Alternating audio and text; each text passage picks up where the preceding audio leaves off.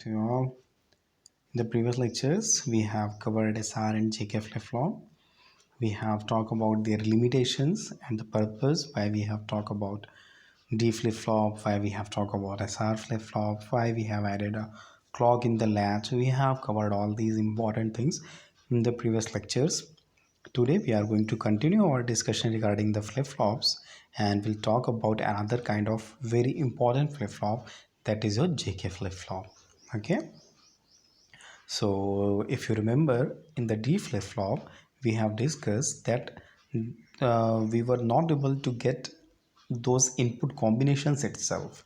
Okay, in SR what was happening, we were not able to get output at 1 1, but in D flip-flop what has happened, there was no scope of getting or making input simultaneously 0 0 or 1 1. Okay, so in this flip flop, the purpose of the JK flip flop is to get output at 1 1. Okay, so the thing what I have stated in the last lecture, that rather escaping from the problem, we will try to fight with the problem and will try to get output at 1 1. Okay, so in this JK flip flop or in this discussion, I will focus only on the input 1 1.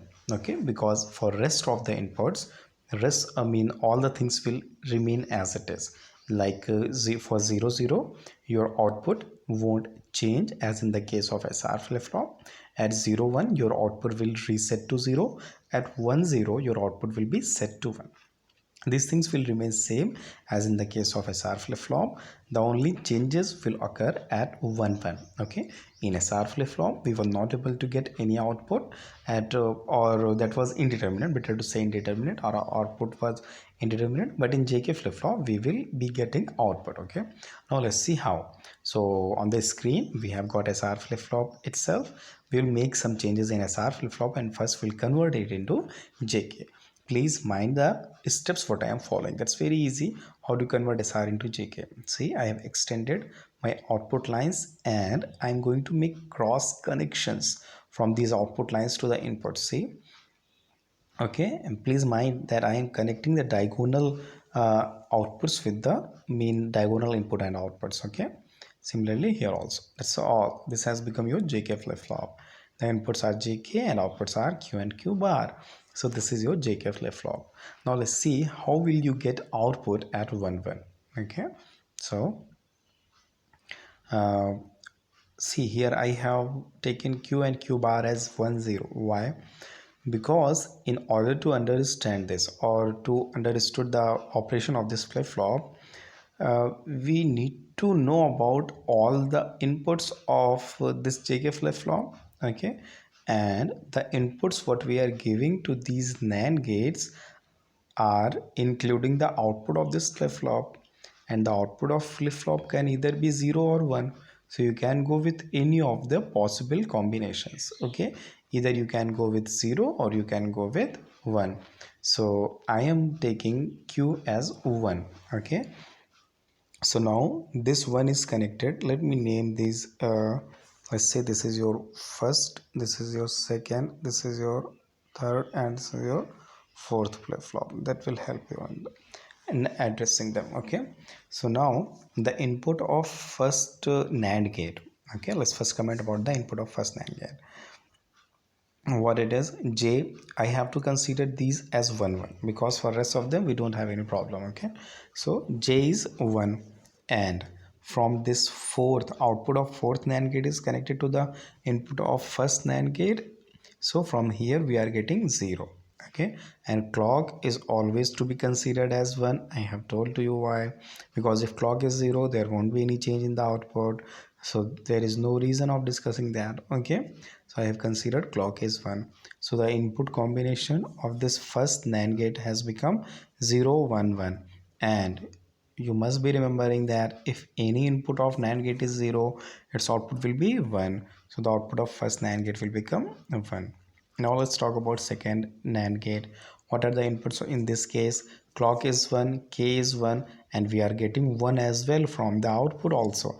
This Q is connected with this now, and it is also 1. So all the three input of this NAND gate is 1 1 1, so its output will be 0. Now it is an SR latch.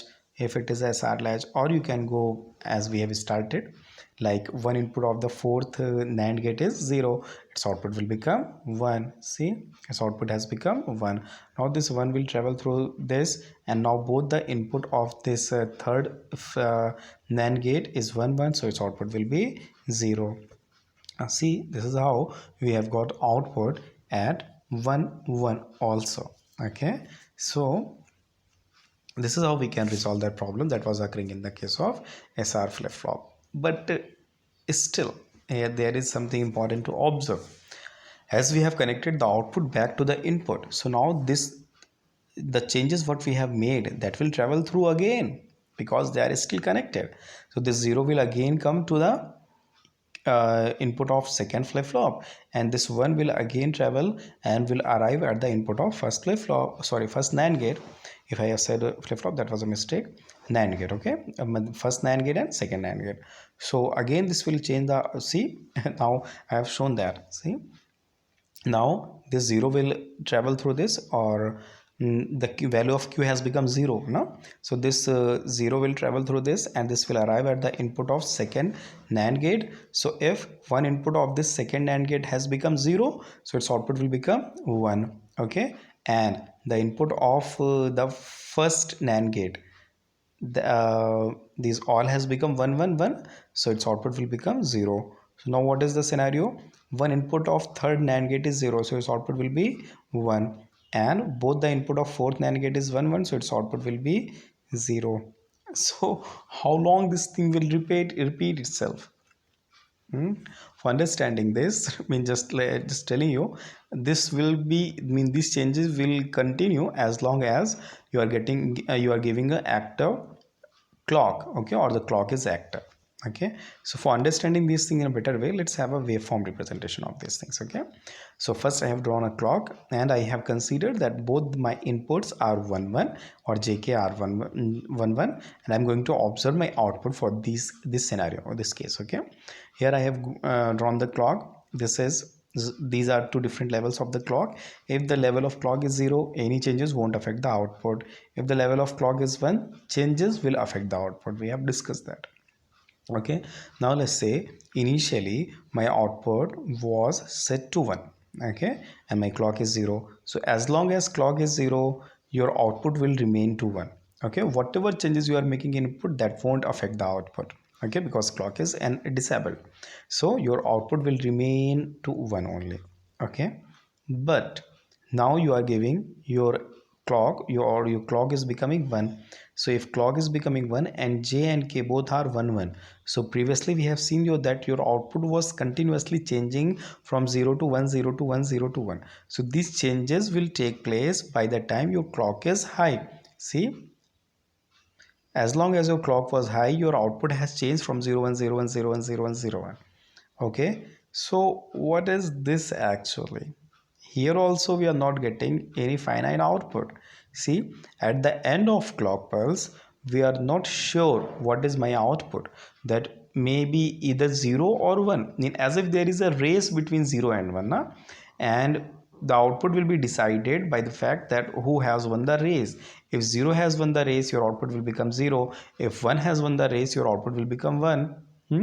So this problem is known as race around condition. Okay, and that occurs in JK flip-flop when you are using level triggering. Okay, so just to conclude that, what is race around condition in JK flip-flop? When both the inputs are 1 1 and we are using level triggering, in that case what happens, your output continuously changes from 0 to 1 during the span of the high clock, or clock is enabled, and at the end of clock we are not sure whether our output will be 0 or 1. Okay, so as if there is a race between 0 and 1, that is why this condition is known as race around condition.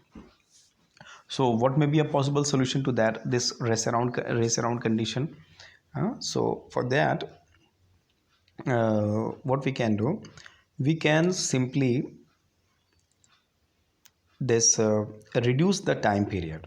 Okay, if we are reducing the time period, and we can increase this propagation delay. Okay, So by doing that, what we can achieve, see, I have tried to explain that. If I am just reducing the time period, see, I have reduced the time period. Okay, now consider that your clock is active for this time period only. Okay, and I have increased the propagation delay. If I have increased the propagation delay, then the changes what is occurring in the circuit, that will take time. That is why I have extended this this width also. Okay, so now you can see during this one active clock, your output is changing only once. Okay, this may be a possible solution. Okay, but actually reducing time period will increase the frequency, and to get a clock with higher frequency, that's very difficult, not difficult but expensive. Okay, and to increase propagation delay of any circuit is not at all advisable, because that will ultimately slow down your circuit. Okay, so we have to have a trade-off between these two things, but still it is not that much advisable solution. Okay, because those both things are having some limitations.